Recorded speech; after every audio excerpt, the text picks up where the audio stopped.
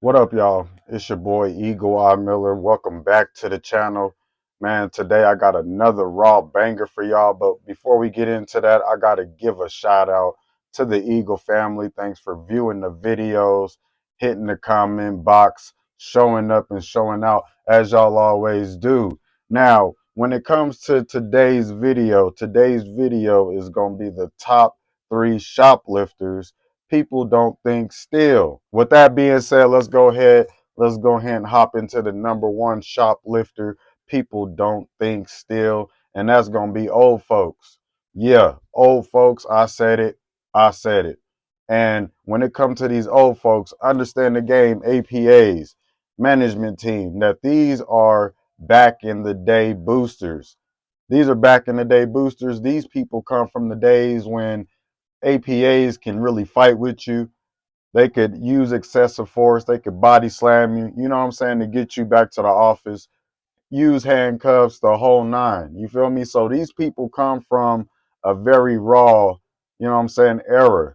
You know what I'm saying? Where they had no rules. They had a whoop ass policy in effect. Now, in today's era, where they slapping these shoplifters and these fentanyl smokers on the wrist, they're not getting any jail time. They got, they being hit with misdemeanors, which is a small ass charge. You know what I'm saying? It's giving these people confidence to come into these stores, walk out exposed, act the way they want to act. You know what I'm saying? Coming in there breaking shit with hammers, and that the men will tend to walk out more than the women when it comes to these, back in the day boosters, aka old folks, old heads, or elders, however you want to put it. Now, like I said, when it comes to these men, they more confident. So they'll walk out exposed. They'll talk shit to you on the way out the door. Now the women play it a little bit different. You know what I'm saying? They try to be a little bit more slick with it. You know what I mean? They'll put things up underneath their purse. As soon as they go right into the aisle, they kind of leaning over the cart. Then they putting the shit under in their purse. Now, some of the other tactics that the women, elderly women, will use is they'll go around the store talking to all the associates for 15, 20 minutes at a time, make it look good. And then when you catch them at the door, they'll be like, "Oh no, I ain't stole nothing. Oh, wooty woo, I was just over there talking to them. You know what I'm saying? They know me. I'm coming here all the time. I spend hundreds of dollars in here every day. You know what I'm saying? This bullshit. They'll try to throw your team under the bus to make them look good, make it seem like you got a bad apprehension. But let me tell you from personal experience, man, you got to follow your gut. As long as you got your ducks lined up in a row, you good to go. But don't let these old folks get in your head, butter you up, butter you down, and talk you out of an apprehension that you saw. You feel what I'm saying? A lot of these back in the day boosters, they are wise, they know the game, and these are people that got, tricks to the trade. So they know how to use it, they know how to work the system. You feel what I'm saying? So going into our number two shoplifter that people don't think steal is going to be handicapped folks. You damn right, I said it. Handicapped folks do steal. Don't get it twisted. Now, with me saying that, I don't want all my APAs, I don't want the management team feeling like they need to harass every handicapped person that come into the store. But what I will tell you is that these handicapped folks steal, number one. Number two, that they will use their disability to get away, with stealing. So I had this one dude at Walmart. He was a regular. For about a year, I didn't see him. I didn't touch him. I didn't watch him. He gave me no reason to follow him. You know what I'm saying? Until one day he come into the store with a wig on. Straight out of character. I mean, this was out of character. I've never seen him come into the store with a wig on. On this day, my nigga senses started tingling and I knew something wasn't right. But I let him do his thing like I usually do. And I was walking the floor and I seen him leaving the electronics department with a bag in his hand. So once he left the electronics department with a bag, I'm thinking he about to leave for the rest of the day. This dude goes into the men's department. I started following him. He's selecting socks, shirts, drawers, whatever. He conceals them into the bag, goes into the shoe department, trying on different shoes, walk out with a pair of shoes. You know what I'm saying? So he starts walking out of the department with the pair of shoes on. He passes all final points to sell. I make the stop. I tell him he need to come with me to the office. He cooperates. He comes with me.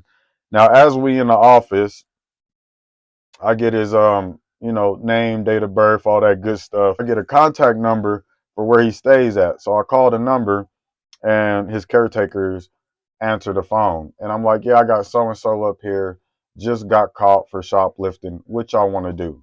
So he goes, oh, we're sorry about this. We are already aware of this dude's behavior. We're on our way to come get him. So after I hang up the phone, I'm like thinking to myself, if these people are already aware of this dude's behavior, why is he not being supervised when they drop him off or he's out and about doing this so-called shopping? You feel me? So they finally show up. I tell him what happened. I tell him what I saw. I even show him what he stole. There wasn't shit he could say about it. There wasn't no way he could defend or justify this dude's behavior. So I release him into his caretaker's custody, you know what I'm saying? And I just told his caretaker the next time he's out and about and he comes into one of these Walmart stores, he needs to be supervised at all times. He understood, he agreed. I let him go. I issued a civil, and that was that. So I go to put in a report, and I put him into the APIS database because, for those that don't know, the APIS database tells us APAs if this certain type of individual has a history of shoplifting at any other Walmart. So I put him into the APIS database, and I shit you not, this dude had multiple incidents at different stores for the same exact thing. And one of the reports, he even had this wig on. Man, I was weak, but I was mad at the same time because I finally caught on to what this dude was doing, using it as a get out of jail free pass. So he knows that he can go into any store, even if he get caught stealing, they're gonna contact his caretaker, and his caretaker gonna come and get him, and he's going back home, and he gonna be back out tomorrow doing this all over again. So that day taught me a valuable lesson. That day, I told myself that I was never, ever gonna look past a handicapped person ever in life again. And this also taught me that people will abuse their disability to get away scot-free. And what made me even more mad was, I told y'all, for like the first year, he was a regular. Came into the store. I never watched him. He never gave me a reason to start watching him. So I just thought about that whole time period that I didn't watch him, how much shit he got away with that whole year. And this one time I caught him, you know what I'm saying, was the only time he got caught by me at this store. You know what I'm saying? So I'm just like thinking, I'm like, man, this dude probably done stole hundreds and thousands of dollars by now worth of merchandise, and this is the only time he got caught. You feel what I'm saying? So from that day forward, I was on handicapped people like white on rice. With that being said, that's our number two shoplifter that people don't think steal. Don't get it twisted. I'm not telling you to harass every handicapped person you see, but if it quacks like a duck, it's a duck. Period. So going into our number three shoplifter that people don't think steal. Chinese folks, Asian folks, Japanese folks, you know what I'm saying, Korean folks. They all steal, you know what I'm saying? And I got to be technical with this one because, they get mad when you confuse them with one or the other. Chinese people hate when you call them Japanese people. Japanese hate when you call them Asian. Asian hate when you mix them up for Korean people. Look, I can't tell the difference. You know what I'm saying? Y'all all look the same to me. You know what I'm saying? That's just what it is. Look, it's nothing personal, just business. I ain't got nothing against these people. I love these people. You know what I'm saying? I love the food, but I'm just going to be real with you. I can't stand every time I go into one of these hair stores, from the time I walk in, they are watching me like a hawk in the sky. I'm talking about every aisle I'm going in, they are following me aisle for aisle until I leave the store. Like I am a known booster in the store or something. You know what I'm saying? So I just got to give some of this energy right back to y'all. You know what I'm saying? I mean, till this day, I go in the store, I'm being harassed, I'm being followed. It is what it is. But like I said, I ain't got nothing against you Chinese folks, Japanese, Korean, or Asian folks. Matter of fact, everything that I got on is made from China, nigga. This is from personal experience. All right. So I'm at Target. I'm watching the lady as she left the register with a Target bag in her hand. This is why she got on my radar, because when you finish a purchase and you don't leave the store, but you go back into the store and you start shopping around, that's my start of observation right then and there. So she goes back into the store. She goes back towards domestics like she know what she's going back for. You feel me? So she go back to domestics. She selects these like two floral plants, like $25 a pop. $50 app. I'm with it. Let's go. I get on the walkie with my TSS Edam. I'm like, Edam, I got one. She just selected two floral plants from domestic. She's walking towards the front right now. So he got her on camera. I'm following her from behind on the sales floor. So once she gets to the register, once she selected a candy bar and soda, I already knew what she was on. She was not gonna present the two floral plants that she just selected from domestics. So she hits the register, she pays for the candy and the soda. She leaves the register without presenting the two floral plants to the cashier. So I told my TSS, Dom, I'm like, we got one, go outside, wait for her. You know what I'm saying? We're gonna get this one. So she passes all final points of sale. We make the stop. We bring her back to the office. And once I get them into the office, I like to know who I'm dealing with, whether I'm dealing with somebody who is going to hold themselves accountable, or if this is going to be somebody who's going to try to bamboozle the system. You feel me? So I ask her, do you know why I brought you into the office today? She looks around and she goes, oh, my ass. Sit down. Give me your ID. Let's go ahead. Let's get this up out the way. See, the point that the fact that she gonna sit there and act like she don't know why I brought her into the office and she gonna pretend and act like she forgot pissed me off already. Just lets me know that she was gonna try to butter me up, bamboozle this whole deal. So the fact that she told me and showed me that she wasn't gonna hold herself accountable, I had to press a little harder. So I get her name, her date of birth, all that good stuff. I take a picture of her, take a picture of the merchandise, and yes, I did prosecute her because she just didn't hold herself accountable, and I knew she was gonna try to bamboozle the system. So I had to make the case stick.